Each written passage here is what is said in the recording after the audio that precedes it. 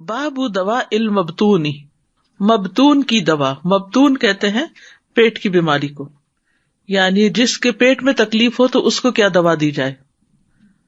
حدثنا محمد بن بشار حدثنا محمد بن جعفر حدثنا شعبۃ عن قتادۃ عن ابی المتوکل عن ابی سعید قال جاء رجل الى النبی صلی اللہ علیہ وسلم.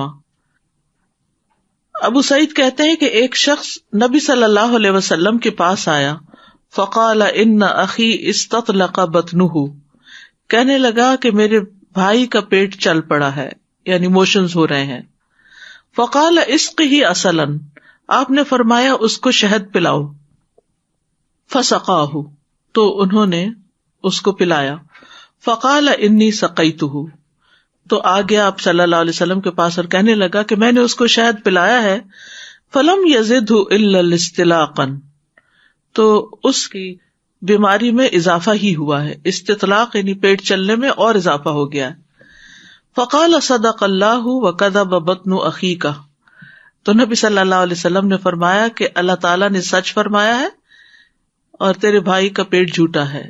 یعنی اگر اس کی بیماری بڑھ رہی ہے تو اس میں اسی کا ہی قصور ہے. قرآن میں اگر آ گیا ہے شہد میں شفا ہے، جیسے کہ سورۃ النحل میں آتا ہے، پوری ایک سورت جو ہے وہ شہد کی مکھی کے نام پر ہے، سورۃ النحل، اور اس میں واضح طور پہ اللہ تعالیٰ نے فرمایا کہ فیہ شفاء للناس، تو اس میں ضرور شفا ہے. اصل میں دوسری جگہ پر یہ حدیث تفصیل کے ساتھ آتی ہے اور آپ لوگوں نے اس کو سن بھی رکھا ہوگا کہ پھر آپ نے کہا کہ اسے پلاؤ، وہ پھر گیا، پھر پلایا، پھر اور بیمار ہوا، پھر پلایا، تو بہرحال بالآخر وہ کچھ ٹائم کے بعد وہ شہد سے ہی ٹھیک ہو گیا. یعنی کئی مرتبہ شہد پلانے کے بعد وہ تندرست ہو گیا، کیونکہ پہلے جب اس کا پیٹ اور زیادہ چل پڑا تو اس سے اس کے پیٹ کے اندر جو غلاظتیں تھی، جو فاسد مادے تھے، جو ٹاکسنز تھے، وہ سب نکلے. پھر اس کے بعد اس کی صفائی ہونے کے بعد وہ صحت مند ہو گیا. تو اس سے یہ بھی پتہ چلتا ہے کہ جیسے اگر اپنا یا بچوں کے پیٹ میں کوئی بھی تکلیف ہے تو اس میں شہد پلایا جائے.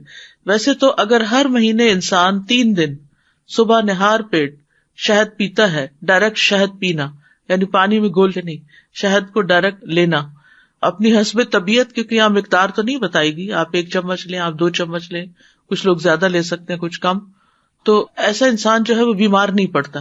یعنی یہ دوا بھی ہے اور پریونٹیو میئر بھی ہے اس کا، یعنی اس کے ذریعے آپ بیماریوں سے بچ بھی سکتے ہیں، کیونکہ شہد سے آپ کے اندر کی صفائی ہوتی رہتی ہے.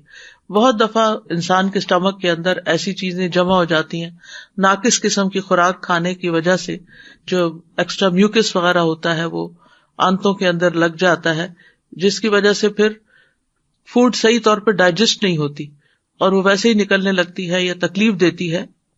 تو ایسی صورت میں پیٹ کی صفائی بہت ضروری ہے، جس کو استفراغ بھی کہتے ہیں عربی میں. استفراغ کا مطلب ہوتا ہے فارغ کرنا، یعنی صاف کرنا.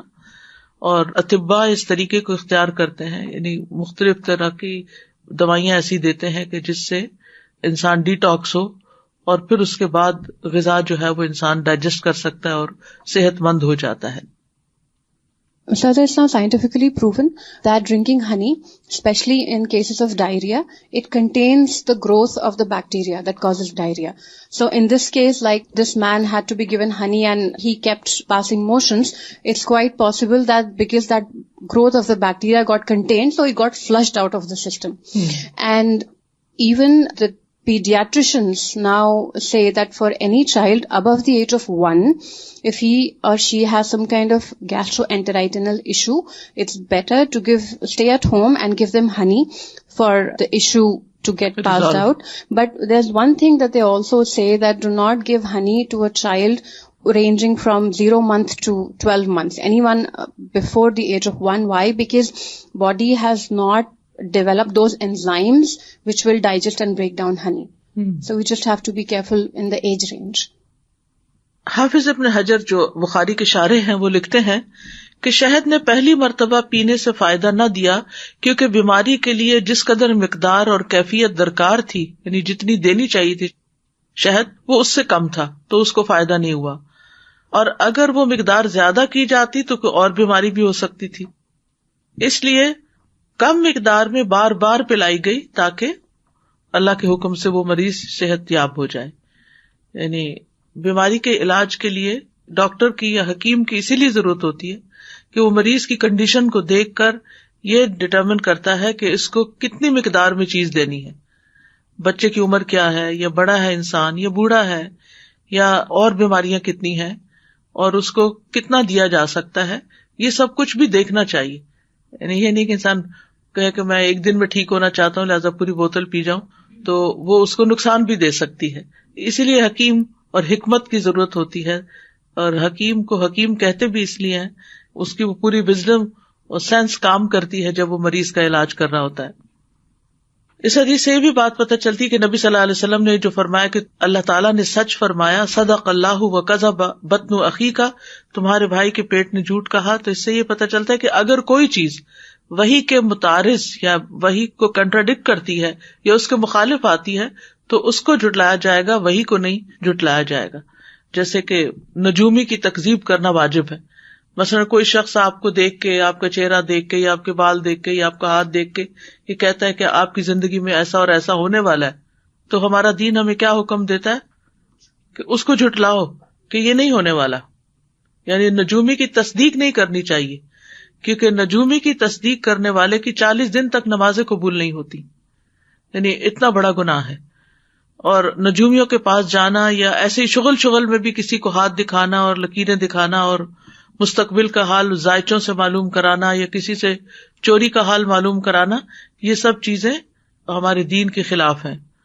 قرآن مجید میں آتا ہے قل لا یعلم من فی السماوات والارض الغیب الا اللہ.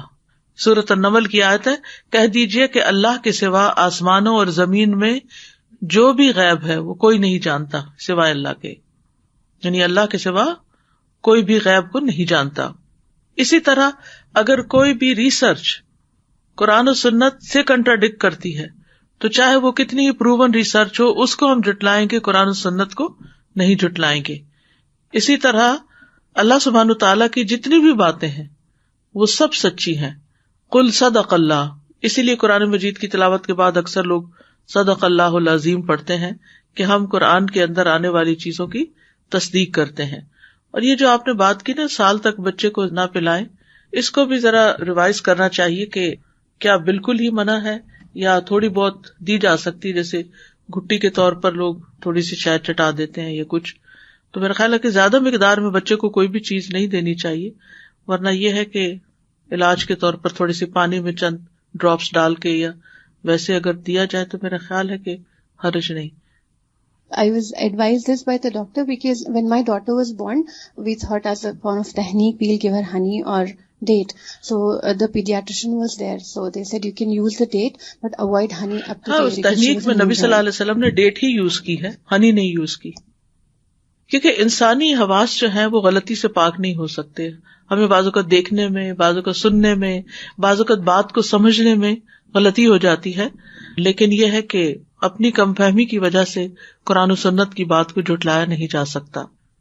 باب لا سفر وہو داء